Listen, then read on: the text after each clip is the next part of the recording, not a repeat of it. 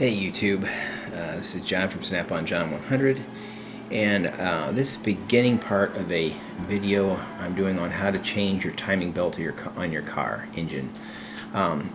Before I get into that, I want just to explain what the purpose for a timing belt or timing chain was on your engine, and how you could tell which one you had.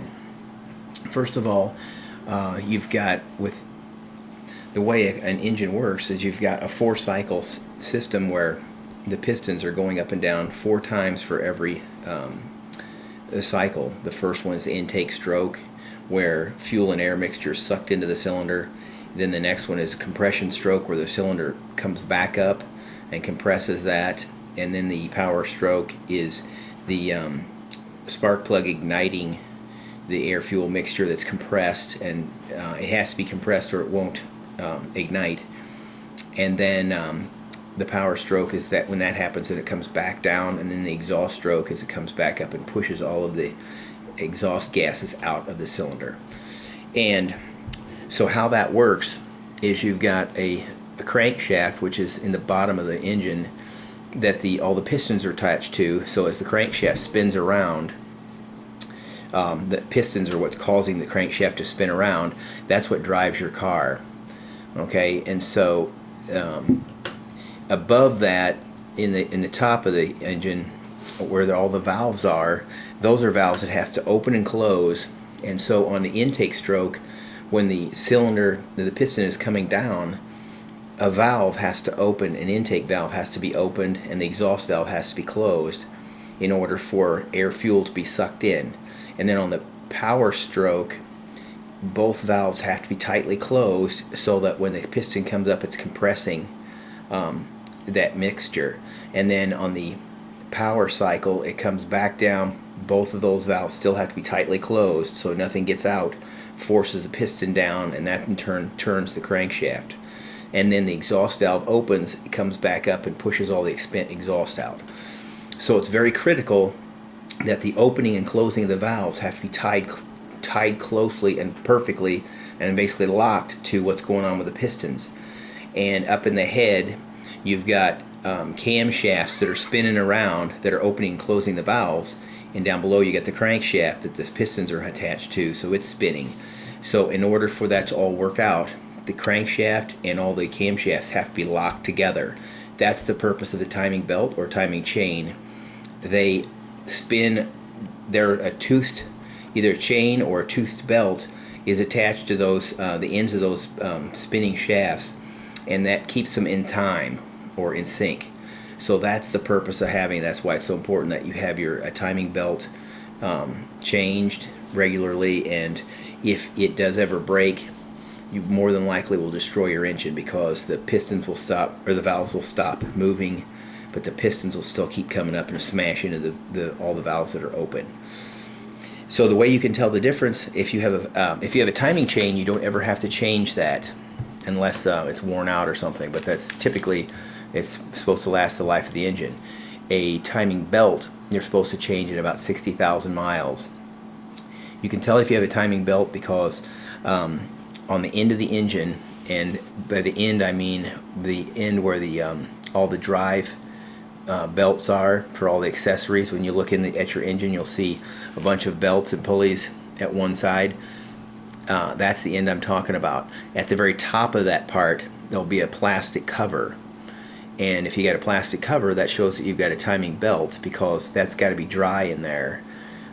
If you have a timing chain, it's going to be a solid metal cover that's got gas. It's gasketed and sealed shut, because the chain's got to have oil splash around in there. So if it's all tightly closed off with metal and gaskets, it's a chain and you don't have to worry about it. But if it's got a plastic cover, and by cover I mean on the end, because there's a valve cover, but at the end of the valve cover you're going to have plastic covers, that's an indication that you've got a timing belt. Okay, if in doubt, just call your dealership and ask them and tell them what motor you have, or you can look, there's other ways through the internet. Anyway, I hope that helps out, because I thought I'll show you how to change it, but I at least wanted you to know why you should change it, and what it actually does. That makes a lot of sense too. All right, now let's get outside and we'll get this car rolling. All right, we're outside and I got the car here. One of the things I want to talk to you about first is safety.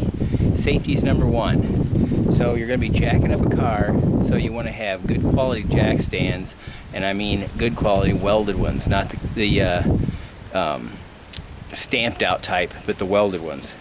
You also want to start off by chocking your back wheels, so when you raise the front of the car up, it's locked and won't roll backwards. Okay, so we do that first, and then we put jack stands. And by jack stands, I'm talking about this type. Okay, those are welded. The black ones are rated for 7,000 pounds a piece. The orange ones are 5,000 pounds. So you want to have something heavy duty to raise your car up with.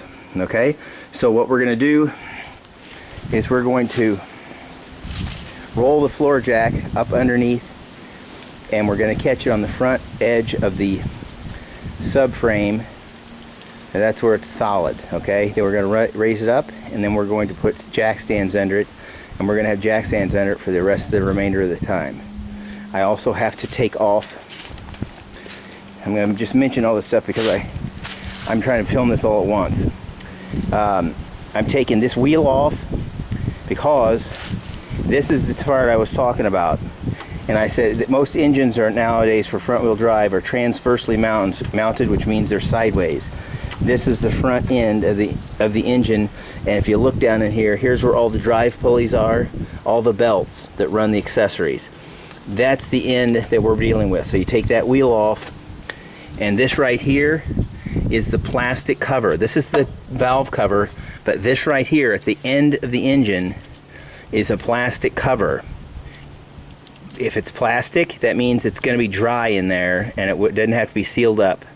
If it's metal and has gasketing all around it, you have a chain and you don't have to replace the belt. Okay, so we have to replace this timing belt because this is a plastic piece and we're taking this off. So what we have to do after we've jacked that up, got the wheel off, we have to take all of the drive pulleys off. The alternator is down here. We're gonna have to take that all loose to get all the belts off. Once the belts are all off, then we've got to come over here. The motor mount is right down there. We got to take this motor mount out so that this end of the engine can come up and down. And how we're going to be raising the engine up and down is we're going to put a block of wood on the saddle of the floor jack. The saddle is the part that comes up and lifts. You have to use a block of wood, or otherwise you'll put a hole in your oil pan. So that's what we're going to do. Is we're going to put I'll show you when I'm ready to do it, but I'm going to put a block of wood under there, and that way I can jack the engine up and down, because I'm going to have gain access to down here. Okay, so that's the steps we're going to go through, and then I'll get back to you when I'm ready to when I've got the car jacked up, and then the second, I guess I'll also have the wheel off. Okay, so if you don't have an impact wrench, remember to loosen the lug nuts before you lift the car up in the air. Okay, loosen all the lug nuts. Then once the car's up in the air, you can take them all off. Otherwise, the wheel will just spin on you. All right. I'm going to be using air because this job takes roughly 2 hours, and since I'm videotaping, it's going to take longer than that probably for me. So I need the speed, all the speed I can get. So I'm going to be using air tools for part of it. All right. But they're no different than, you know, manual tools. They're just a little faster. All right, I'll be getting back to you. Okay, I'm back. This cover right here has to come off. It's being held on with 3 6mm bolts. Okay, one here, here, and there's one down there. So I'm going to take that off, and then I can start dealing with the taking all the belts off. Okay. Got the wheel off, and the car's jacked up on jack stands and blocked in the back. I'll show you the jack stands. The jack stands are here. There's the floor jack, and just beyond it is another jack stand. I'm going to be removing the floor jack so that I can put that under the pan, but I got to put a piece of wood under it. Don't forget the wood, that's really important or you'll wreck your pan. Okay? Okay. With this type of engine, the drive belts, let me get my light. Okay. With this type of engine, to get the drive belts off, you have to loosen them. And as you can see, there's an adjustment on the alternator, which is right there where my finger is. So you have to first loosen this bolt, and then this will spin. However, there's another bolt underneath there that the thing pivots on, so you got to loosen the bolt on the bottom, this bolt right here, and then you can turn this and bring this in, and it will you actually do it counterclockwise, and it will make the thing have slack in it, and then you can pull that belt off, and then this belt right here comes off by moving this bolt right here, this one here, and loosening this one here. It pivots on this one, and that's where it tightens it right there. So it'll be more obvious when you look at it. Okay. The first thing you want to do though before you take the belt off is let me see the pulley right there. Let me see if I can zoom in on it. That one right there. There's 4 little 6mm bolts there that hold the pulley on. You've got to crack those loose first, because once you take the tension off the belt, that thing will just spin. Okay, so that's step one, is we got to loosen all those. Okay, remember I said before it was my metric versus SAE standard.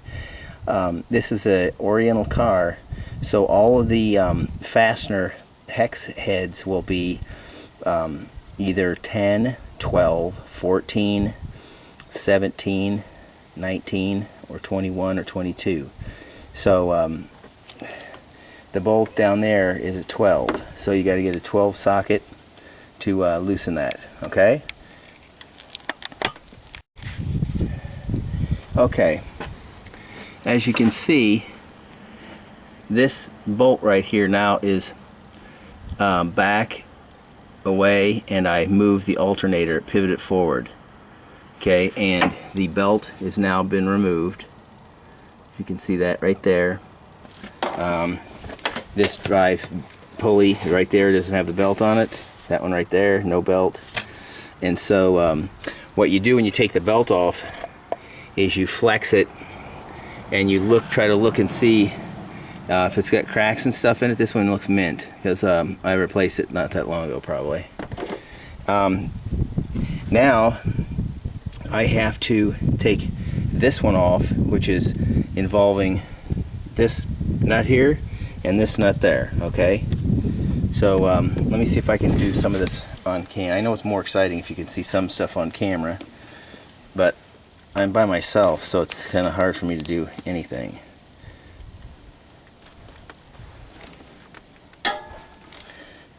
Okay. Alright, I got that loose.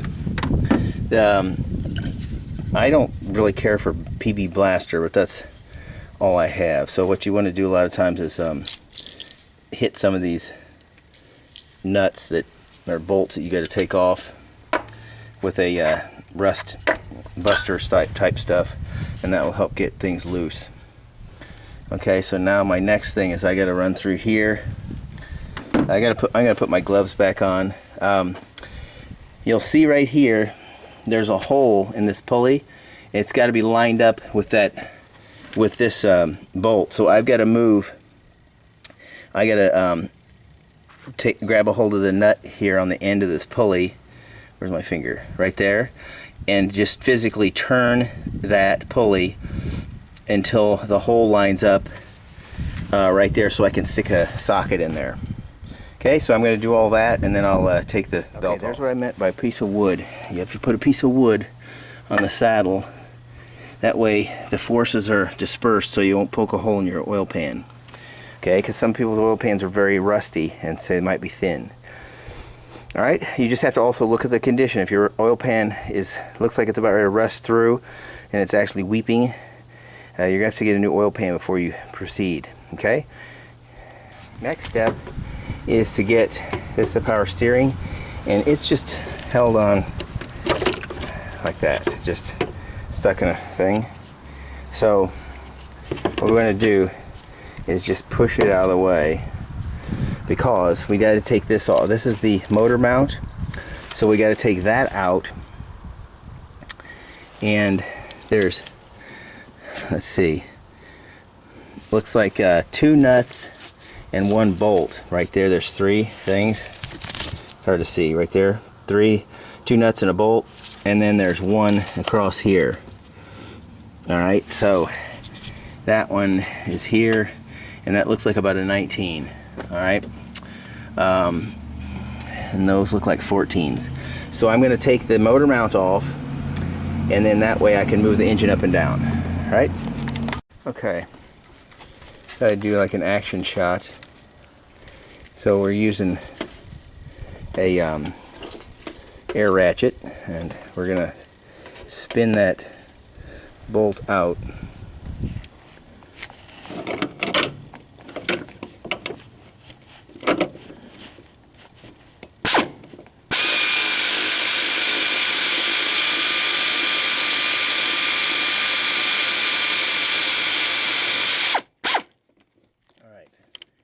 As you can see, the engine dropped a little bit and kind of kinked it. So what I'm going to do is, I got the board under there. I'm going to raise it up a little bit until now I can slide that right out.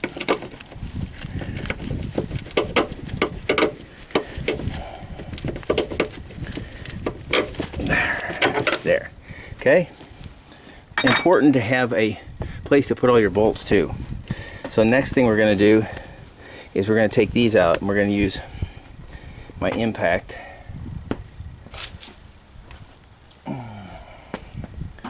So I'm going to have to put you down for a second.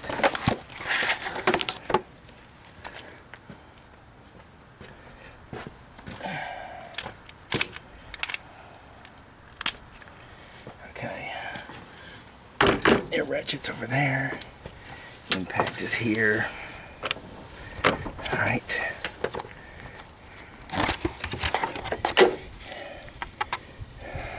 Back it off. All right.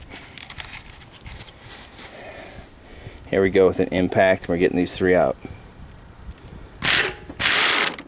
Okay, that's a nut.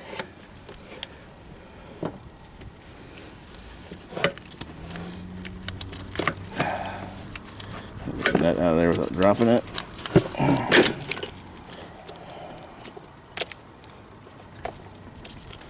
Okay, that nut's out.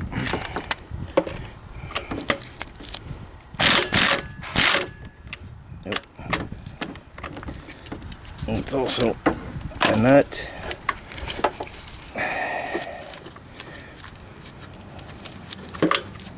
And here's a bolt.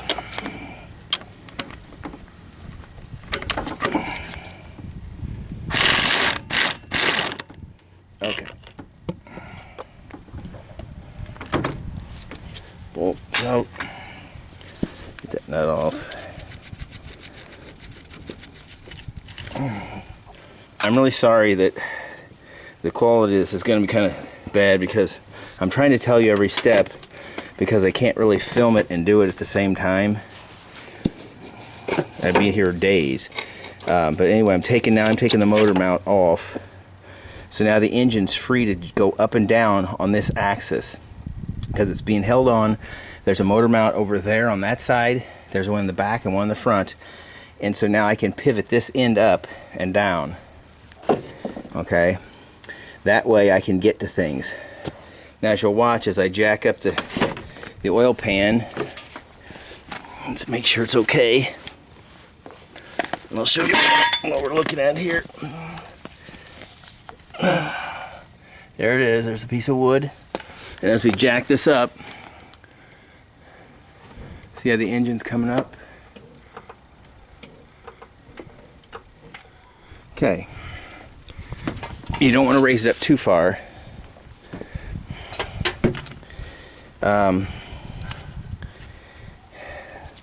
Okay, so now I'm going to take, I've got one of the bolts out, and I'm going to just rotate that around. This is the water pump, actually, pulley. I'm going to take the remaining bolts off, and these pulleys will come right off. And then I'm going to take this plastic off. There's bolts. There's one there. There's one down here. There's one over there and down there. It comes off in 2 pieces. Okay, the next phase is to take this top valve cover off. And I'm going to do that, and I think I'm going to cut this off and make different parts because I've run out of daylight, and I don't want it to be too long because it'll bore people. Okay, so there's a bolt here, there's one here, there's one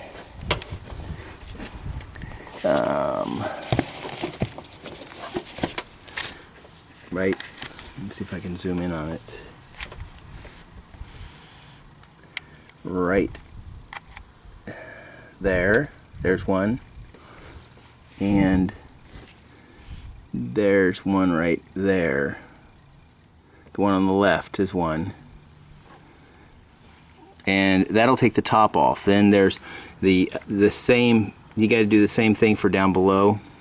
I'll show you that, and then I'm gonna cut, and we'll continue this later. Oh, I've got to also remove that drive pulley right there. That's on the end of the crankshaft.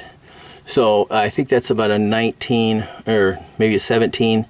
I can just spin that off with my impact and then pull the pulley off. Okay, I think I'll do that too, and then we'll have that stuff done too.